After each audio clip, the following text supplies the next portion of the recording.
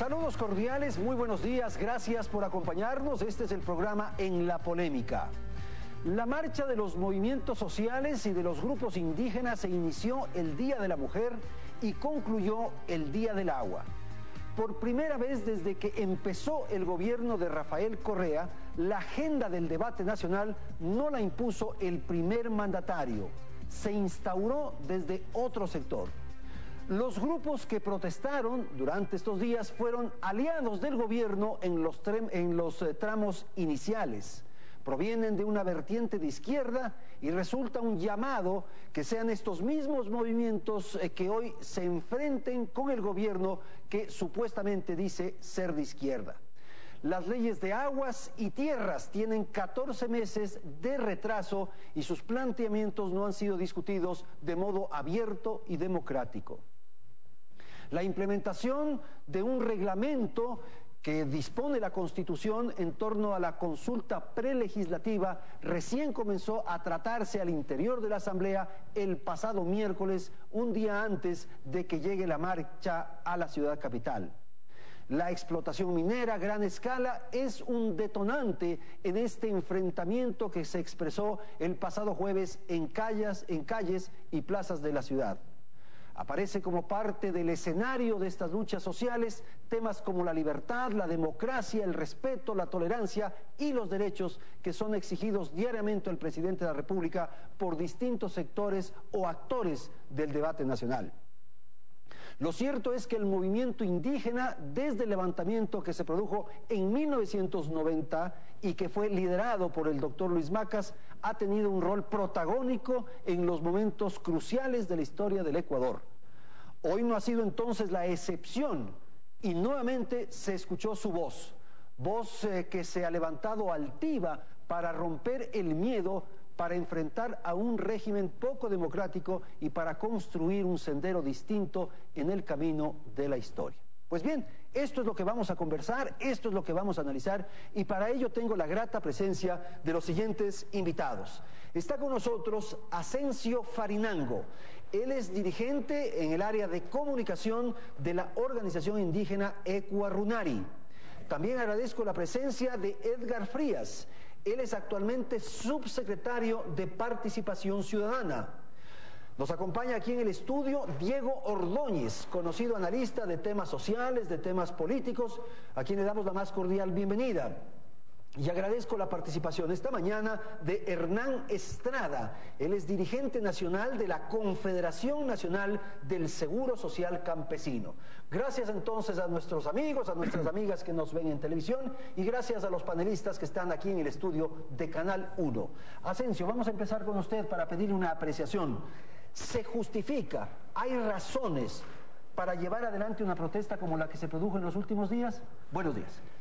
Andrés, muchas gracias por la invitación. Realmente nosotros justificamos la participación de nuestros compañeros y compañeras que iniciaron esta gran movilización en el Pangui, en la provincia de Zamora Chinchipe.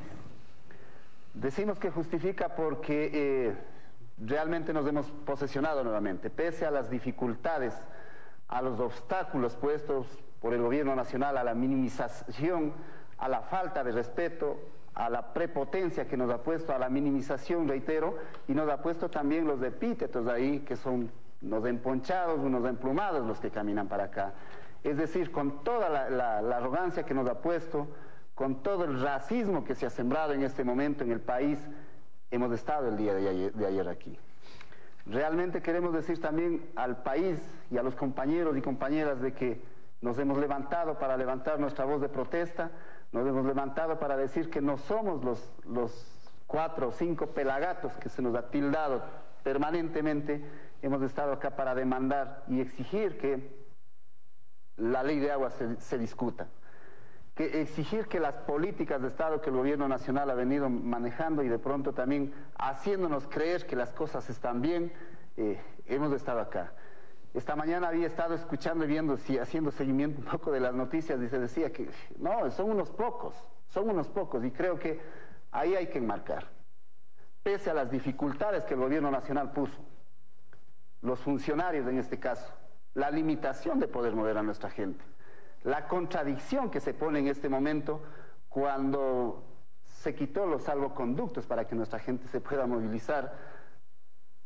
Vimos que para ellos estuvo todo ahí. Se nos ha acusado de que la derecha ecuatoriana nos está financiando. Nos hemos movido por nuestros propios medios. Nos hemos movido con nuestro tostado, con nuestra máchica, con nuestras papas, y en el camino la gente nos ha venido recibiendo, abasteciéndonos de alimentación. En ese contexto, el movimiento indígena nuevamente se ha reposicionado. Ya sabemos que de aquí para adelante nos buscarán los mecanismos de ver cómo nos desestabilizan ahí, pero creo que la gente ya no se va a comer el cuento. Ha habido obviamente cosas que se ha acertado en el transcurso de estos 5 años de gobierno, la construcción de las grandes carreteras, en este caso, con fines intencionalmente ya de ver quién se va a beneficiar. Pero hay que preguntar, y el país y los compañeros y compañeras tienen que conocer que la inversión en las carreteras es eminentemente inmenso. Pero la inversión en el agro, en los pequeños productores, en los pobres de este país, ha sido casi totalmente cero. Porque hay que preguntar cuántos kilómetros de canales de riego se ha construido para garantizar la soberanía alimentaria del país. Ahí hagamos un paréntesis para dar la palabra a Diego, para que también comente esto que ha ocurrido, su lectura, su reflexión en torno a esta protesta de los movimientos sociales y de los indígenas.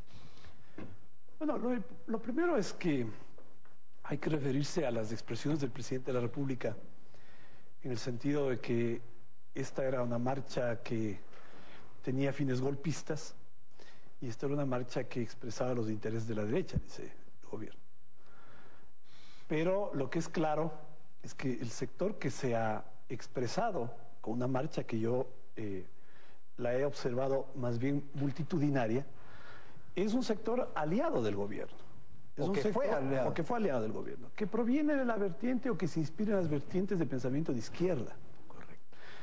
Es decir, sectores que identifican en la acción del gobierno contradicción con aquello que era la plataforma original, y que en los tiempos en que el presidente Correa necesitó del sector indígena, pues firmó una constitución que recogía una serie de principios en torno a la consulta previa, a la consulta legislativa, y además que están recogidos en el plan del buen vivir. Todo esto, ¿no?, que está dicho en el plan del buen vivir, que está hecho en la Constitución, no es compatible, es contradictorio con las políticas del gobierno en cuanto a al plan extractivo minero. Yo dejo de lado, ¿no es cierto?, si es que estoy de acuerdo o no con eso. Simplemente describo el hecho de que hay un gobierno que creó una plataforma política, generó unas alianzas políticas en torno a un plan que hoy es olvidado y que ha significado que los sectores indígenas se expresen masivamente. Hay una contradicción entonces. Hay una contradicción, evidentemente, ¿no? Lo primero. Lo segundo, quisiera sentar un par de premisas para desarrollarlas posteriormente. Lo segundo es que esta movilización ha desnudado el temor del presidente, en particular el presidente, y la debilidad real del presidente de la República. Yo no veía problema en que deje que la marcha avance sin necesidad de hacer contramarchas. Hacer una contramarcha es asustarse de lo que esa marcha pueda significar en términos de apoyo poblacional en las ciudades. En particular en una ciudad como Quito, en donde hay una reacción negativa, ¿no?, distinta a la que había hace poco tiempo atrás en contra del gobierno del presidente Correa. Entonces, el presidente genera una contramarcha, ¿no es cierto?, en Quito, precautelando que pueda provocarse un apoyo poblacional de los sectores medios y bajos de Quito a la marcha indígena. ¿Esa usted cree que es la intencionalidad? Evidentemente, ¿no es cierto? Y disuadió que sectores poblacionales puedan salir a apoyar al sector indígena. Esto claramente es evidencia de la debilidad, que además se expresa en las mediciones de opinión que se hacen sobre la credibilidad y popularidad del presidente. Creo que lo que el presidente hizo fue demostrar más bien eso, ¿no? Y al final de la noche confirmar, o más bien volver a ser explícito lo que es característica de este gobierno. No voy a conversar con nadie. No voy a conversar con los traidores. Todos son traidores, ¿no es cierto? No voy a conversar con los traidores, no voy a conversar con los... No tengo cabeza, ni espíritu, ni el alma me da para repetir tanto epíteto. Pero el presidente volvió a cerrar el diálogo. Volvió a cerrar el diálogo. Y yo creo, ¿no es cierto?, no solamente por esta marcha, sino por la evidencia histórica de estos últimos años, que, y esto dicho para este gobierno y dicho para cualquier gobierno en el futuro, ya no se pueden hacer las cosas a las patadas. Correa cree que las cosas se pueden hacer a las patadas. Las cosas tienen que hacerse buscando los consensos que le den sostenibilidad en largo plazo. Una actividad minera como la que arranca el presidente Correa, sin el sustento social que le dé estructura a ese proyecto, no va a durar. La empresa Ecocorriente va a sentir la inmensa inestabilidad de tener una actividad en un sector en donde sabe que hay un conflicto social latente. Esto no es conveniente. Si el presidente Correa está tan urgido de plata, porque eso es en el fondo lo que le importa, ¿no? Bueno, entienda que lo que tiene que hacer es dejar la tarima, dejar el insulto y sentarse a conversar. Ok, gracias Diego. Por favor, no. A ver, sobre el tema que estamos conversando. Bueno, buenos días. Primeramente me parece que es importante el rescatar ciertos hechos, ¿no? Rescatar de la marcha que todavía se inició el 8 de marzo, rescatar el hecho de que sí haya dirigentes o el accionar de la CONAIE retome, pero lo importante sería que retome sobre principios básicos que eran compartidos por nosotros en los 90. Hemos sido partícipes activos en la construcción, en el afianzamiento del movimiento indígena como Confederación de Seguro Campesino. Recordarán los compañeros de la CONAIE como las dos organizaciones que impulsaron todos los procesos en el 90 y hasta hace pocos años incluso. Lo importante es que esto ponga temas básicos, que me parece que son importantes en el sentido de que ahí, en el tema de tierras, por ejemplo, hay todavía falencias en cuanto a la implementación de la llamada revolución agraria y todo esto. Nosotros tenemos cuestionamientos con el gobierno sobre eso, pero de ahí a que lleguemos a las coincidencias con el tema de las bases de la CONAIE, sobre todo en los temas de tratamiento de tierras y eso, lo que no nos parece adecuado es el hecho de que sobre estas importantes cosas se llegue a la cuestión más de una politiquería electoral como tal. ¿Usted cree que hay eso en el fondo, un uso en electoral? En el fondo hay un uso de la marcha en el sentido electoral. Eso nos parece erróneo. Nos parece súper dable que la CONAIE retome su actividad política como tal, política de reivindicación, política de construcción de poder en el espacio campesino, en el espacio rural, en el espacio indígena, pero con estas cuestiones más claras, más transparentes. No, me parece un error grave, por ejemplo, que la marcha de la CONAIE, la marcha indígena, esté mezclada con sectores que han sido oposición por oposición, caso del MPD, por sectores que han detenido un montón de los avances en cuanto a la cuestión de la misma propuesta actual, con la que ellos iniciaron también, como decían ustedes mismos. Ese hecho me parece que no es dable para volver a reposicionar incluso el movimiento indígena como tal. Y eso obviamente hace que el resto de organizaciones, en el caso de nuestra confederación, nos veamos, sí, en la necesidad también de defender los espacios de estructura que se han ido creando. Nosotros, por ejemplo, como confederación, no hemos recibido absolutamente nada de parte del gobierno como tal, sino más bien que las clamores nuestros, en el caso del seguro campesino, por ejemplo, en cuanto al incremento de la pensión jubilar, la cuestión de acceso a las prestaciones como tal, el incremento de la atención médica en cuanto que eran 2 horas por semana en cada dispensario, hoy tenemos en algunos ya 8 horas permanentes diarias por 5 días.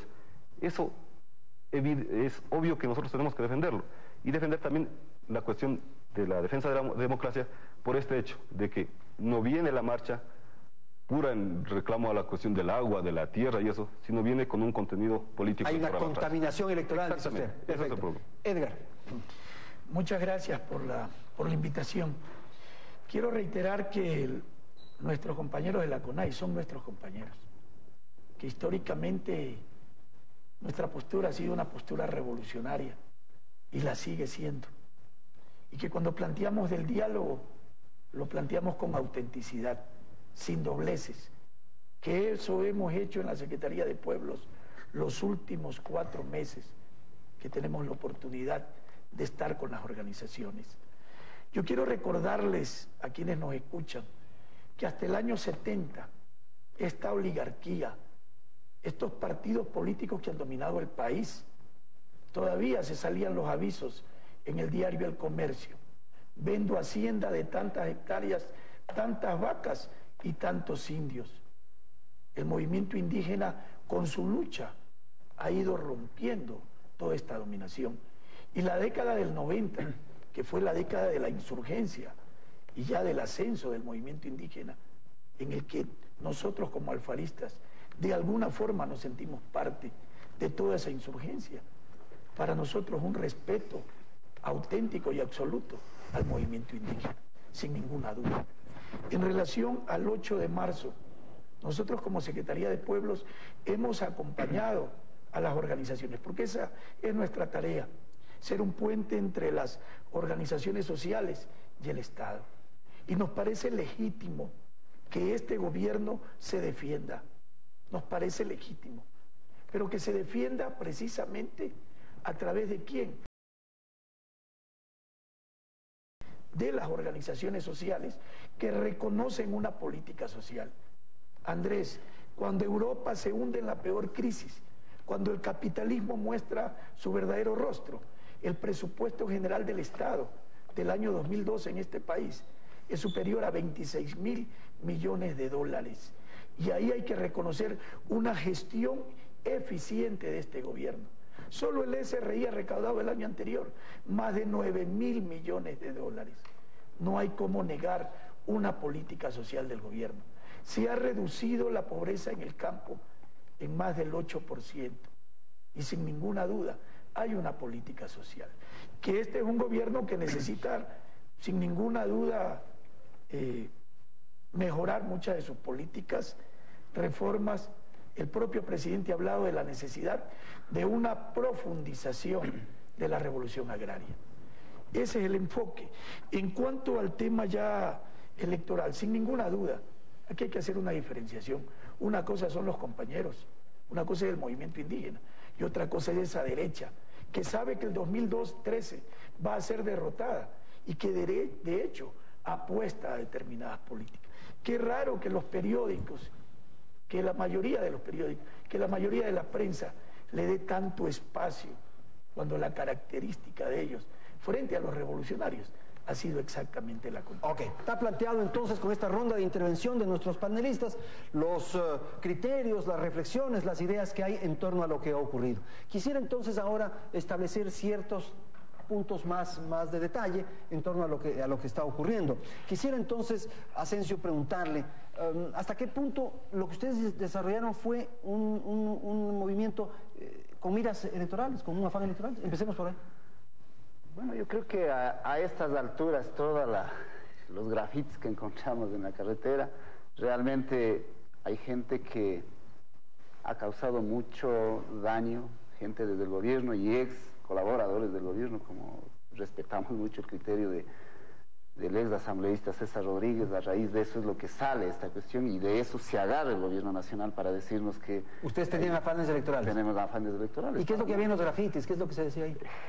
Correa, Carrasco, presidente, Salvador Quich, vicepresidente, una serie de cosas, ¿no? Que se escudan en la impunidad para pintar cosas y no hay la valentía de salir a decir de frente las cosas. Es que no, pero de esto hemos vivido. Ya. Entonces, ahora, Edgar, este ha sido un poco el procedimiento con lo que decía Diego hace un momento, de enfrentar esto con la confrontación con contramarchas y con este desprestigio. Bueno, lo que ha demostrado del 8 al 22 es una política más bien de respeto, ¿sí? Más allá del tema verbal, que yo lo reconozco en algunos sectores, lo que sí evidencia es ninguna actitud represiva. Recordémonos lo que hacía la partidocracia. Hace poco, extracámaras conversamos. No solo que metía presa a gente, asesinaba, desaparecía. Ese ha sido el verdadero rostro de la oligarquía, que hoy se disfraza de democrática, que hoy pretende aparecer ante el país como defensora de la democracia, de la libertad de expresión etcétera. Diego, ya, ahora te doy la palabra. Con el respeto al subsecretario, yo no sé en qué país vive, porque no puede decir que hay un sector que ha tenido exceso verbal. Es la publicidad de su coidiario Alvarado o de su coidiario otro Alvarado que han usado recursos del Estado para ofender a los ciudadanos ecuatorianos. Como hicieron con los sectores indígenas, han hecho con la prensa, han hecho con otros sectores de la política.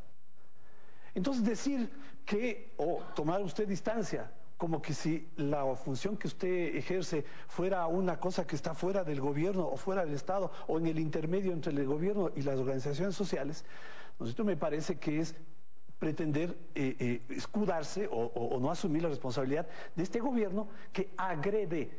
Y usted debe entender, ¿no es cierto?, que hay formas de represión.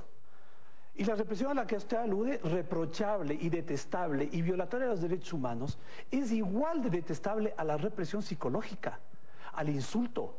No es necesario, Andrés, que a usted le dé un palazo, ¿no es cierto?, para decirle que es ofenderle, agredirle, ¿no? Decirles mentirosos, nos ha dicho mentirosos, nos tilda con los epítetos que todos ellos, me parece a mí, pueden ser perfectamente aplicables al presidente. Asensio, le interrumpí. Lo que quisiera dejar enmarcado claramente es ahí. O sea, la persecución. Los 100 y pico de compañeros que están perseguidos por defender la madre naturaleza, defender el derecho, defender las fuentes de agua. Eso no significa que ahí hay voluntad, sino hay una persecución. Acusarnos en este momento en el país de sabotaje y terrorismo por levantar nuestra voz de protesta. ¿Cuándo? ¿Cuándo en gobiernos que no hemos compartido nosotros, en gobiernos anteriores igual, lo que se ha venido haciendo? Incluso hay que dejar sentado claramente aquí que conquistas ganadas en gobiernos de extrema derecha han sido desaparecidas en este caso, y como instituciones indígenas. Como por ejemplo el CODEMPE, por decir. Se acusó, realmente se acusó todo el tiempo en el gobierno de Rafael Correa de que el CODEMPE era caja chica de la CONAIE y del Ecuador. Hoy hemos demostrado de que sin eso estamos caminando. Nosotros no vamos a desaparecer, nos querrán eliminar, y como de estos 520 años hemos venido resistiendo. Y no hay voluntad de decir que aquí se están respetando conquistas históricas del movimiento. Okay. Creo que es importante, ponernos en claro una cosa básica. Creo que la CONAIE es una organización súper importante, pero no está todo el indigenado expresado en la CONAIE como tal. Temas básicos como el CODEMPE, que lo manejaba desde la CONAIE, conquista, por supuesto, y como dije hace rato, propuesta en la que nosotros también ayudamos a construir, estaba manejado directamente por la CONAIE. No es que, como dije, no es que la CONAIE represente todo el conglomerado indígena del país. Está ahí la FENOCIN, por ejemplo, está la misma FEI, la organización histórica más importante donde han salido los principales líderes indígenas. En la misma Confederación del Seguro Campesino está también un montón de comunidades indígenas como tal.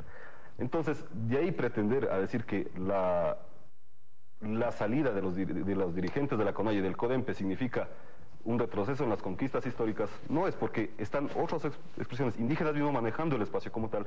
Por lo tanto, no hay una cuestión de retroceso en ese sentido.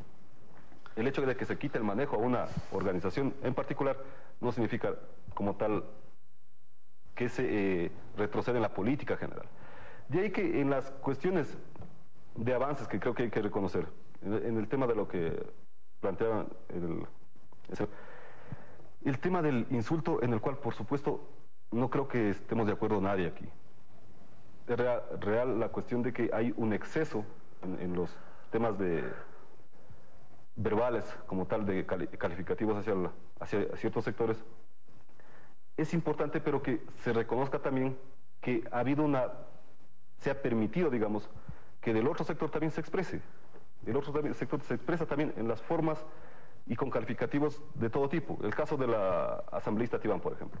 Ella califica con cualquier forma, en quichua muchas veces, pero tilda con palabras que sí son también ofensivas. Entonces, ahí vemos que el tema de la libertad de expresión que se plantea que se está coartando como tal, no hay. Hay una cuestión de presencia en medios, de presencia o de actividad política, de actividad de difusión del pensamiento como tal, libre. Por eso es que se dan estas cosas. El hecho de que estemos mismo, no veo que el gobierno a Canal 1 le diga, no, aquí tráeme solo representantes afines como tal. No lo hay como tal. Si bien es cierto, en algunos casos es importante recalcar que el canal del Estado podrá tener cierta tendencia más a que participen gente desde ese espacio, digamos. Lo que hacen los medios privados es posicionar más a la oposición del gobierno. Eso creo que es parte de esta cuestión de libertad de expresión como tal. Hay una libertad en el hecho de decir, como dije, hay calificativos de ambos sectores. Okay. Por lo tanto, hay libertad como tal de decir. Por favor, lo que has dicho. ¿De qué libertad de expresión podemos hablar en este país cuando los banqueros eran los dueños de los medios y lo siguen siendo? Por favor, seamos transparentes, seamos auténticos. ¿O cuándo se han podido expresar las organizaciones indígenas, a no ser a que les interesa políticamente? Por favor, con todo respeto, no perdamos de vista la perspectiva. Con respecto al CODEMPE, compañero, la Secretaría de Pueblos es el ente rector y la orden del presidente es que los proyectos de arrastre que existen sean financiados. Esa es la orden y puede verificarlo. Igual con el tema del CODEMOP, igual con el tema del CODAI.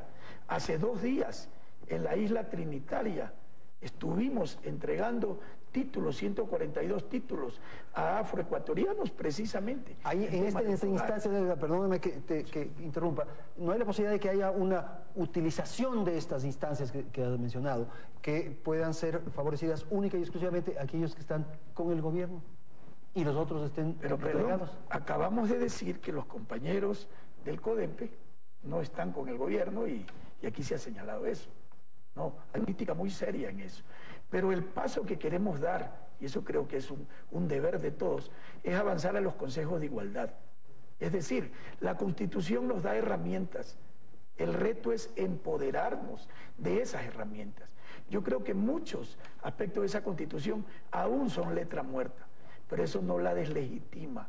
Es necesario trabajar colectivamente en hacer realidad esto que señalamos. Tengo que ir a la publicidad, voy a ir a un corte comercial y enseguida volvemos para continuar con el análisis, el debate, la reflexión, en fin, sobre el tema del movimiento indígena y su relación con el gobierno de Rafael Correa. En un instante con ustedes.